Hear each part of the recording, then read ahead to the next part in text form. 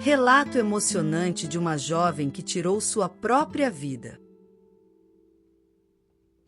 Ajude nosso canal, se inscrevendo, curtindo o vídeo, comentando e compartilhando para os seus amigos.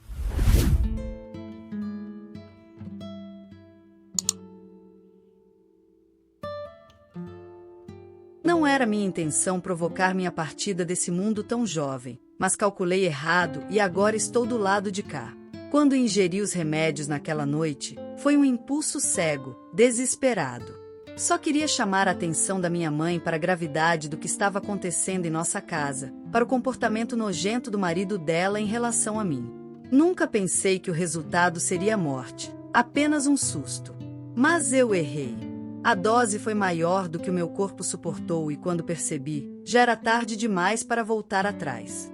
Os primeiros momentos após minha morte foram de uma confusão atordoante. Tudo parecia igual, mas havia um silêncio profundo e frio ao meu redor, como se o tempo tivesse parado. Tentei falar, me movimentar, tocar nas coisas, mas era inútil. Senti uma angústia esmagadora, uma mistura de desespero e arrependimento por ter chegado a esse ponto. Só queria desfazer o que havia feito, acordar desse pesadelo e estar viva novamente. Foi então que Marina, minha irmã falecida há 3 anos, apareceu.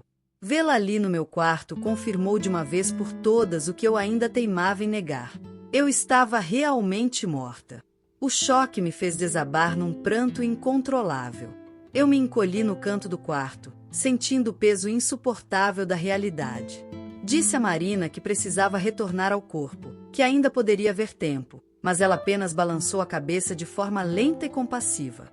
Marina me explicou que meu corpo já estava no Instituto Médico Legal e que não havia mais como reverter o que aconteceu. Ela acrescentou com um tom de tristeza que seria melhor eu não tentar vê-lo, pois isso só aumentaria meu sofrimento.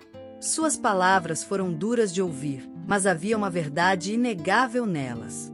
O arrependimento continuou a me consumir, e passei um tempo imerso em pensamentos de culpa e autoacusações. Eu queria justificar o que fiz, explicar que era apenas um último grito por socorro. Uma tentativa de salvar Lorena antes que o monstro fizesse com ela o que fez comigo. Marina ouviu em silêncio, e foi só então que ela revelou o que eu já suspeitava. Sua própria morte não foi um acidente. Adailton a empurrou da sacada para silenciá-la. Esse novo golpe me deixou ainda mais desorientada. Agora, a tragédia estava completa. Marina e eu estávamos ligadas pelo mesmo destino sombrio, e Lorena era próxima na linha de fogo.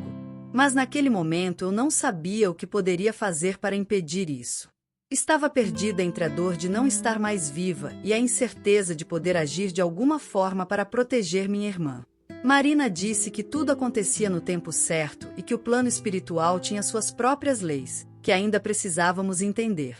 Enquanto isso, eu só podia esperar, presa à casa que um dia foi o lar onde cresci, sem saber se ainda havia esperança de evitar que a história se repetisse com Lorena.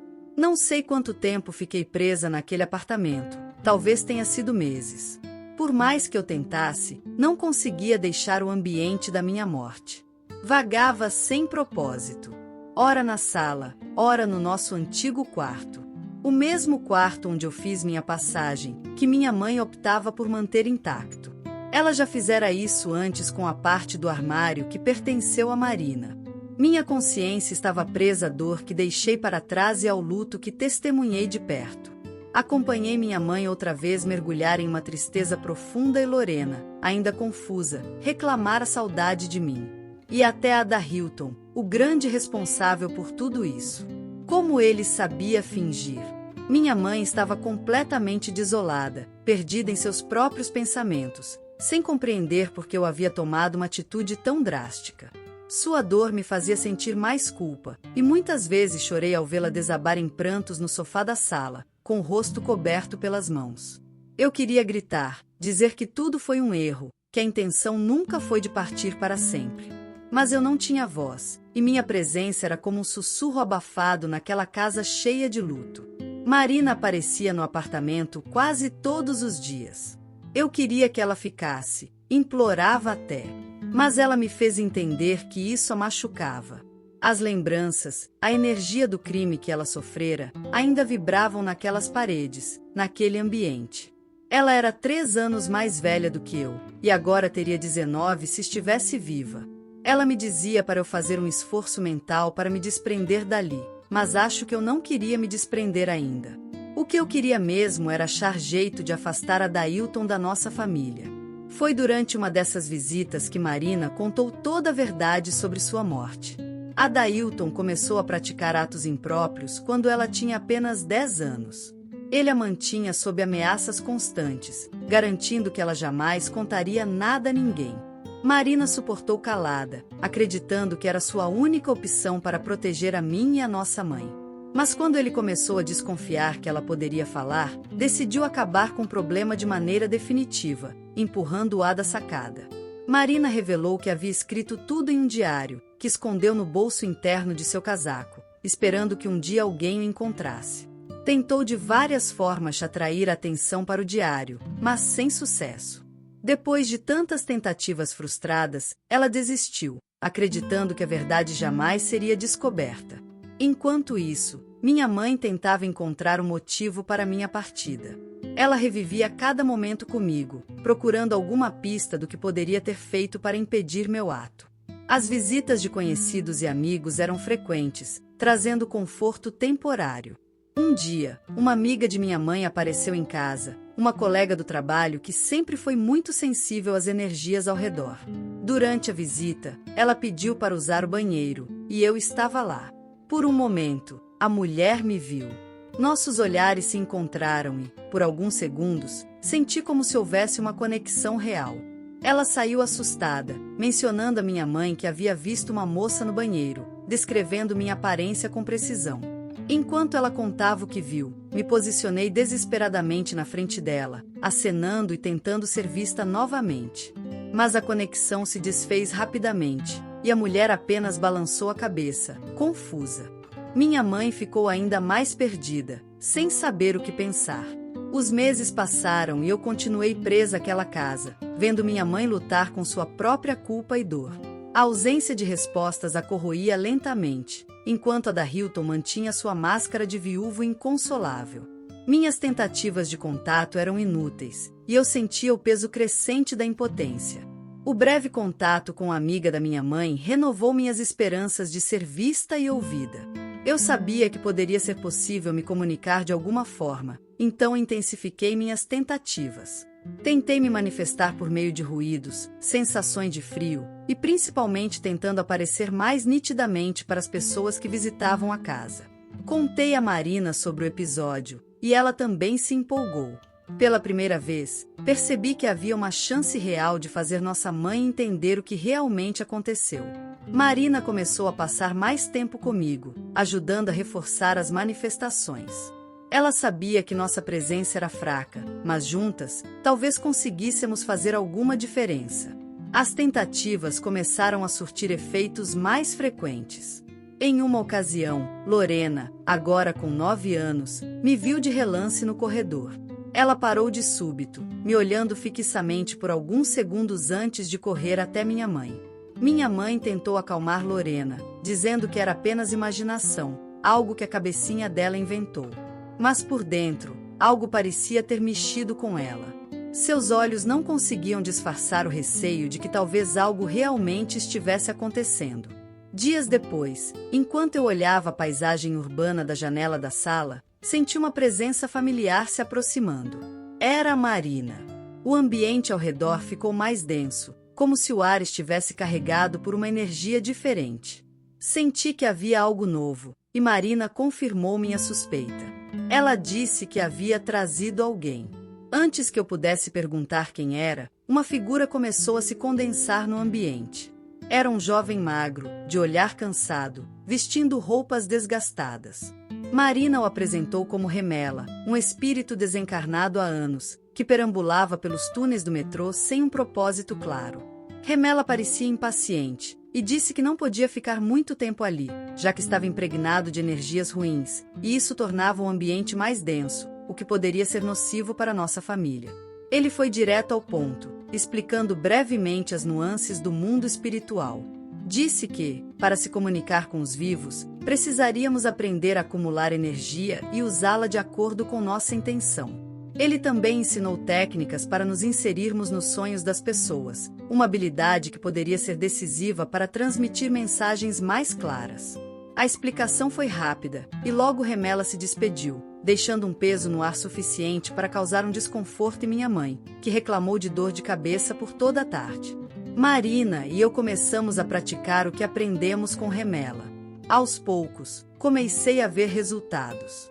Consegui influenciar o subconsciente de Adailton, provocando pesadelos intensos que o deixavam perturbado durante a noite. Também consegui me inserir nos sonhos da minha mãe, tentando transmitir imagens e mensagens que a fizessem entender a verdade.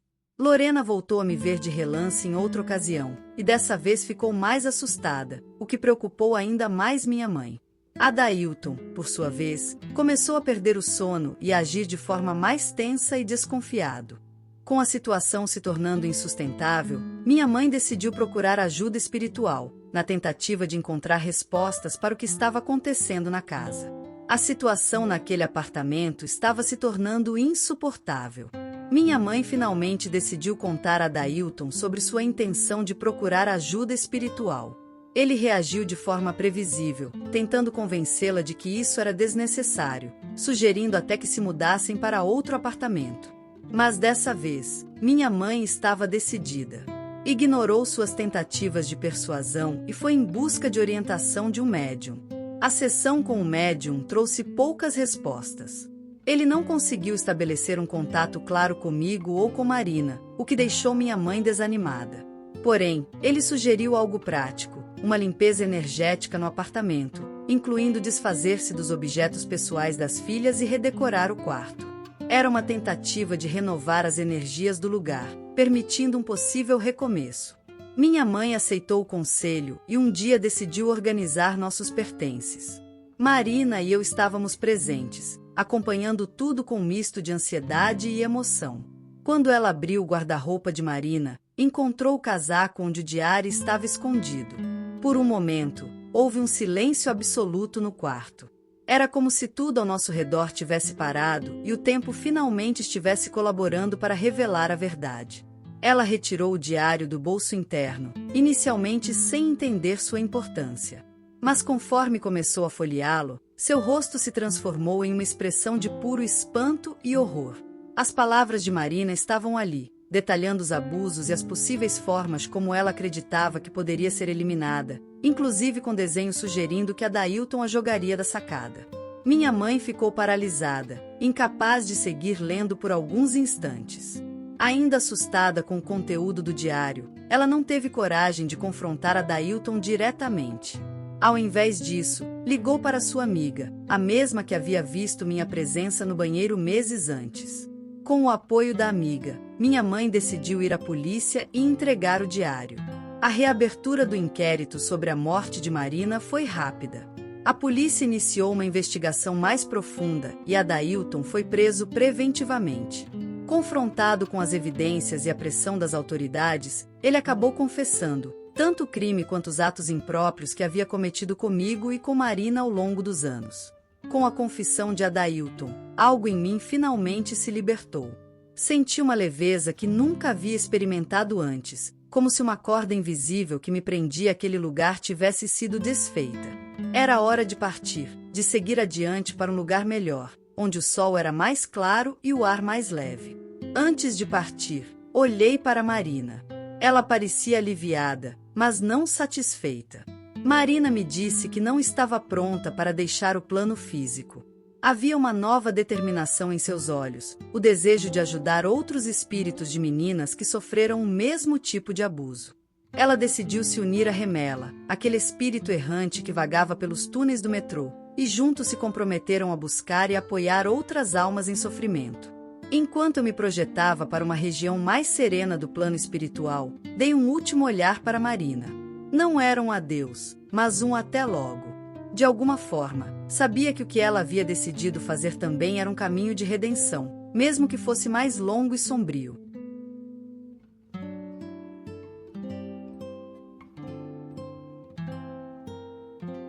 Ajude nosso canal, se inscrevendo, curtindo o vídeo, comentando e compartilhando para os seus amigos.